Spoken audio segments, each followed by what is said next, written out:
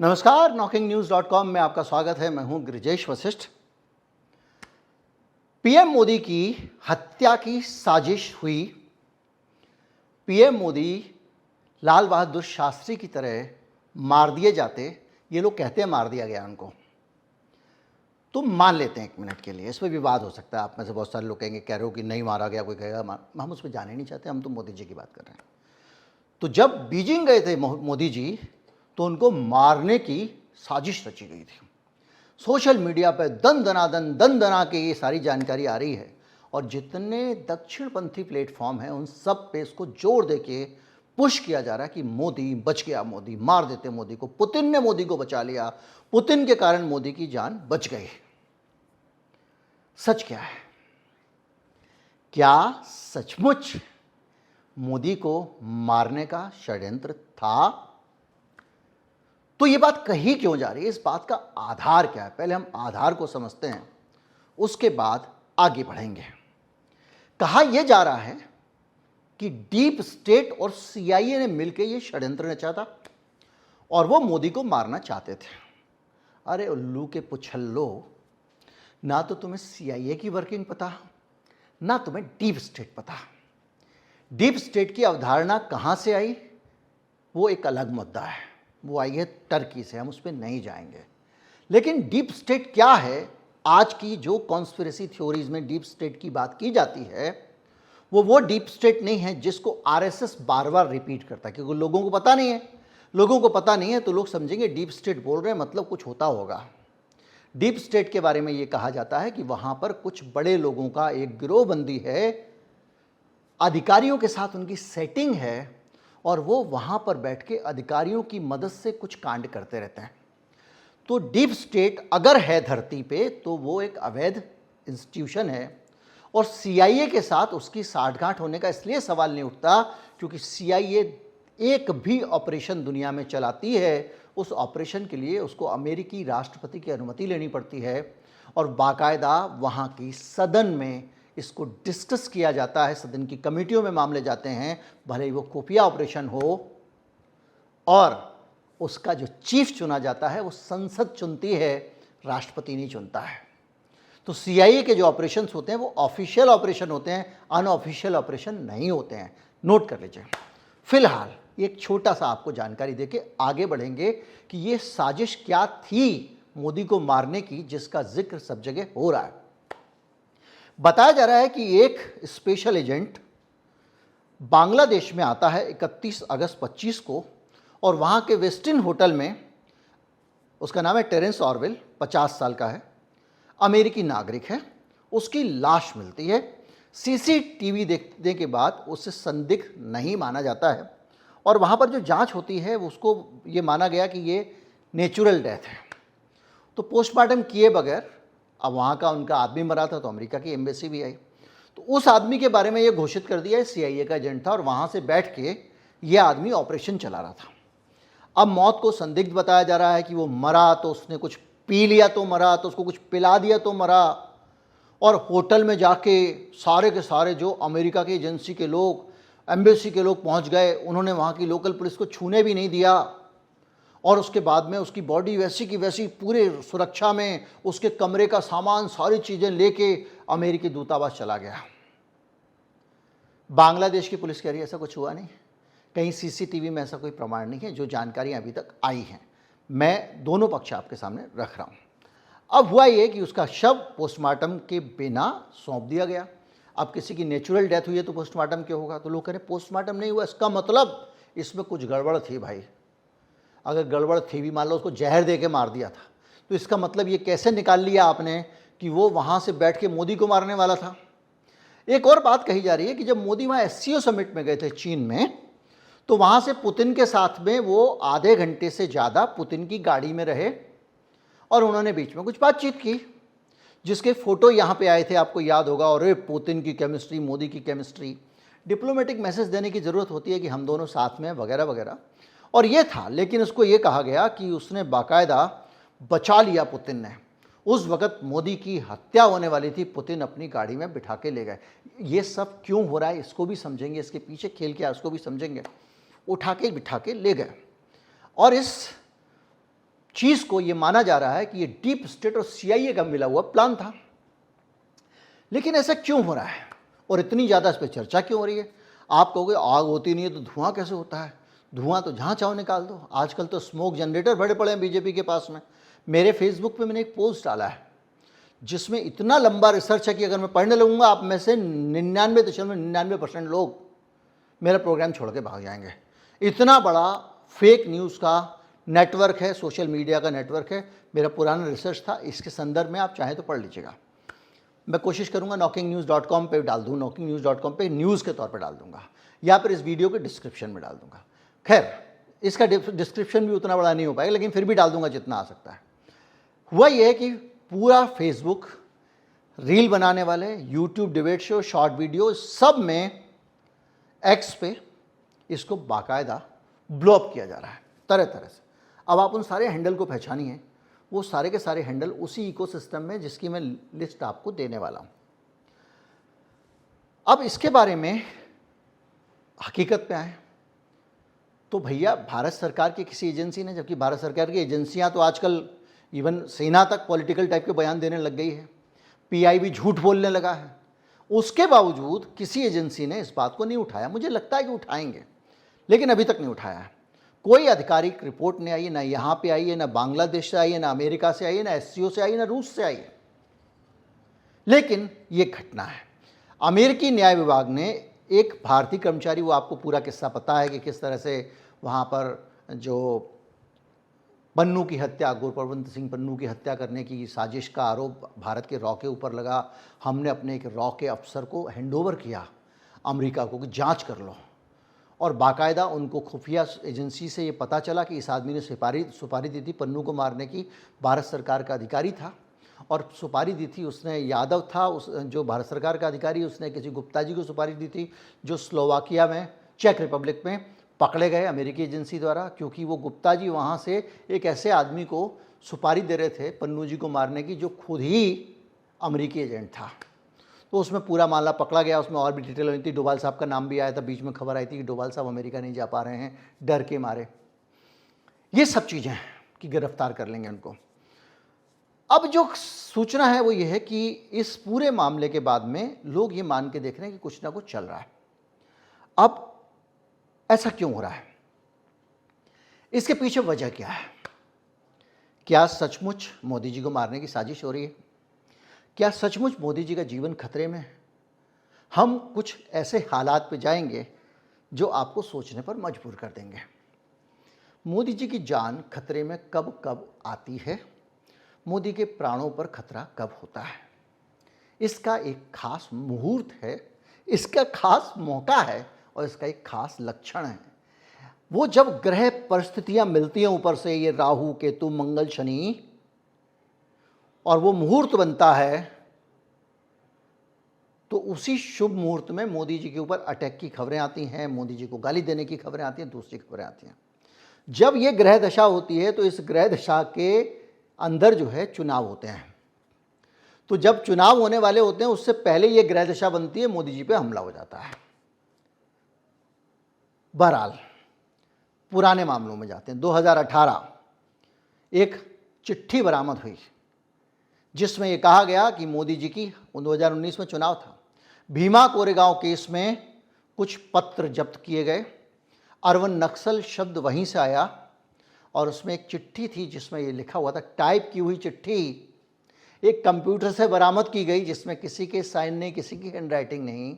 उस चिट्ठी में लिखा था कि ये मोदी जो है बड़ा अच्छा आदमी है, ये है वो है, महान है, पहले पूरी तारीफ, और उसके बाद ये कि इसको जो है राजीव गांधी वाला इसको देना जरूरी है। और ये सब करने के बाद में इसी के आधार पर ये सारे लोगों को जो अरवन नक्सल नाम पे पकड़ा गया था, क्योंकि भीमा कोरेगांव में एक उत्सव होता है जिस उत्सव में हिंदुस्तान के जो दलित हैं उन्होंने बाकायदा उस समय अंग्रेज़ों की फौज, अंग्रेज़ों की तरफ से वो लड़े थे, महार रेजिमेंट, और भारत की सेना को हरा दिया था। तो वो अपना सेलिब्रेट करते हैं महार लोग। उस सेलिब्रेशन को आरएसएस पसंद नहीं करता। उनके 100 साल होने वाले थे, तो वहाँ पर एक मोदी जी के गुरुजी हैं, उन्होंने बहुत सारे स्वयंसेवकों के साथ जाके वहाँ कुछ किया होगा। दोनों पक्षों के आरोप हैं, मैं किसी एक की तरफ से नहीं बोलूँगा, लेकिन उस मामलों में फिर एक एक करके जो वामपंथी कार्यकर्ता उस भीमा कोरेगांव के दलित सम्मेलन के पक्ष में गए थे, उनके खिलाफ मुकदमे हुए और उनके खिलाफ देश विरोधी साजिश के मुकदमे किए गए और गंभीर चार्ज चाहिए था एक लगाने के लिए, तो उनके लैपटॉप से ये बरामद किया गया। बाद में अंतर्राष्ट्रीय मीडिया में ये खुलासा हुआ कि वो पत्र पेगासस के जरिए उस लैपटॉप में प्लांट किया गया था ताकि उनको फंसाया जा सके। उसी में स्टेन स्वामी याद होगा, जो बेचारे सिपर से पानी मांगने के लिए, पीने के लिए अदालत से सिपर मांगते रहे, उनको पीने का पानी नहीं दिया गया क्योंकि उनके हाथ कांपते थे, अल्जाइमर के रोगी थे। उसी केस में बहुत सारे लोग थे, उस पर मैं नहीं जाऊंगा, लेकिन जो सबूत की बात है और मौत की बात है, इसकी टाइमिंग पे हम बात कर रहे हैं। तो टाइमिंग क्या थी? 2019 में चुनाव होने वाले थे और 2018 में अरविंद नक्सल्स ने मोदी को मारने की साजिश की। टूल किट गैंग आया, ग्रेटा थनबर्ग वनबर्ग सब लोग, विदेशी साजिश। डीप स्टेट शब्द तब तक इन्होंने सीखा नहीं था, उसका इस्तेमाल नहीं करते थे, अब करना शुरू किया है। उस दौर में बार बार पीएम की हत्या की साजिश वगैरह के बहुत सारे कैंपेन चला। और इसी तरह से आप अगर जाएं तो एक पूरी हिस्ट्री है और हिस्ट्री कुछ कहती है। सिर्फ 2018 का नहीं, जब 2014 का चुनाव मोदी जी लड़ने जा रहे थे, पटना में मोदी की रैली में धमाके होते हैं, 5 लोग मारे गए थे। उसमें इस रैली के धमाकों को मोदी जी ने पूरी तरह से भेजा।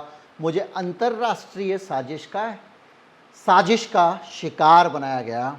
आज भी बम थे, वो देसी बम थे, आज भी अंतर्राष्ट्रीय साजिश की ही बात हो रही है।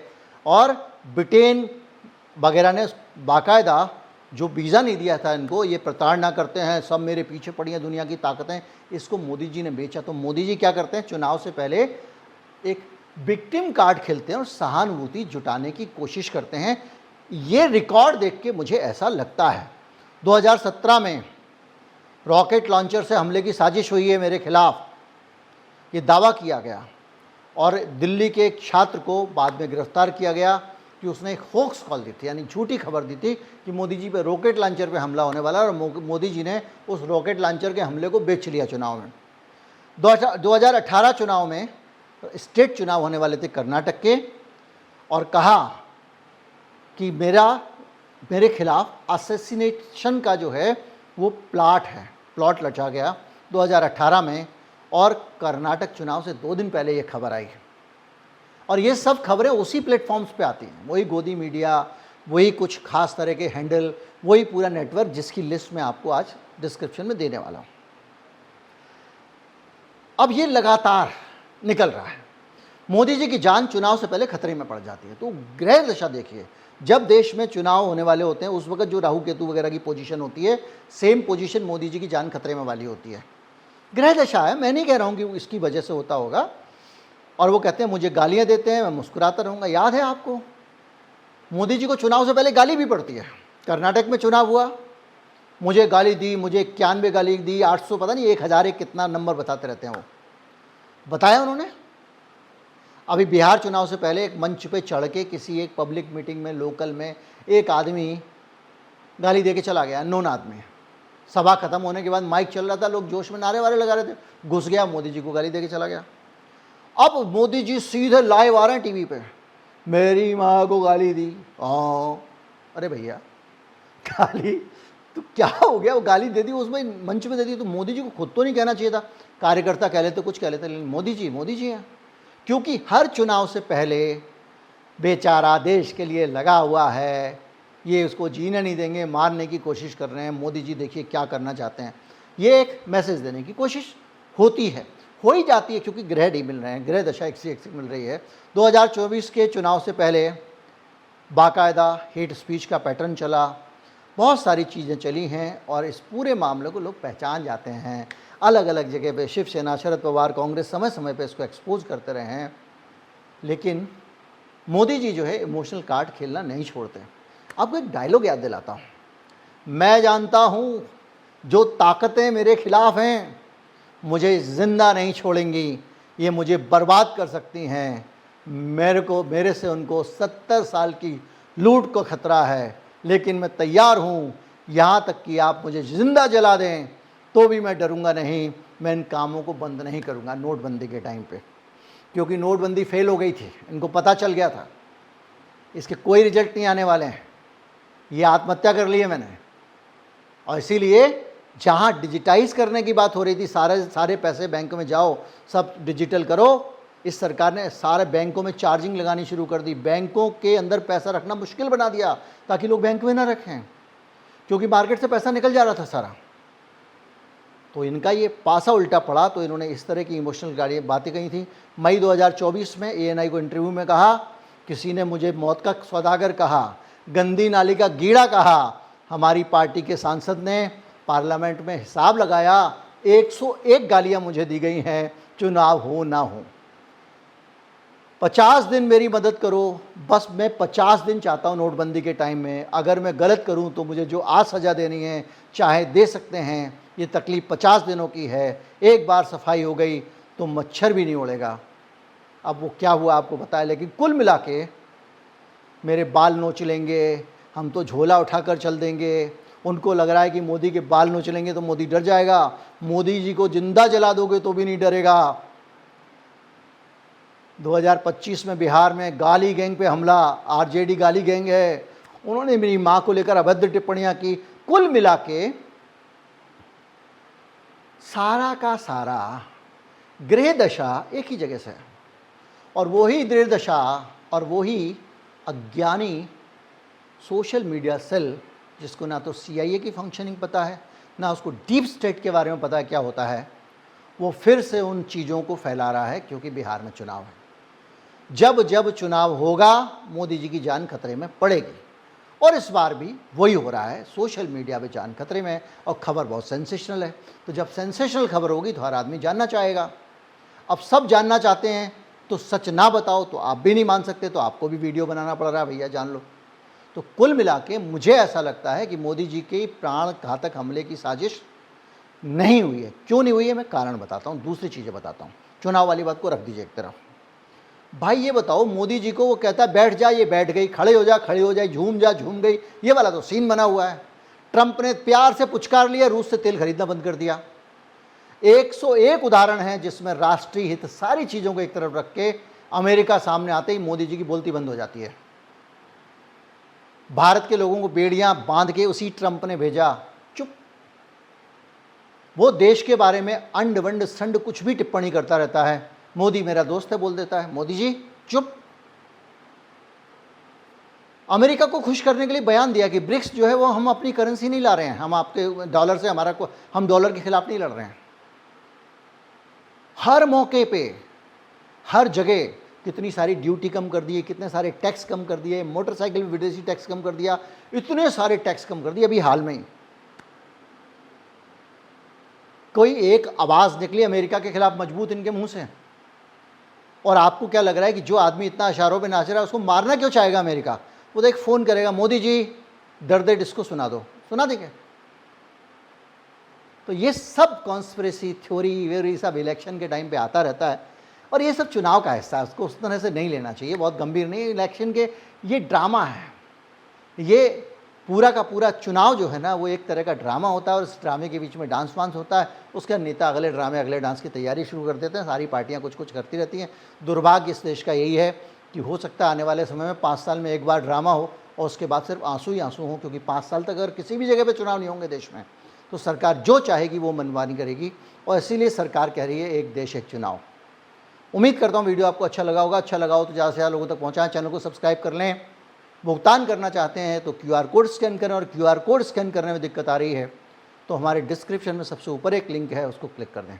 नमस्कार, जय हिंद।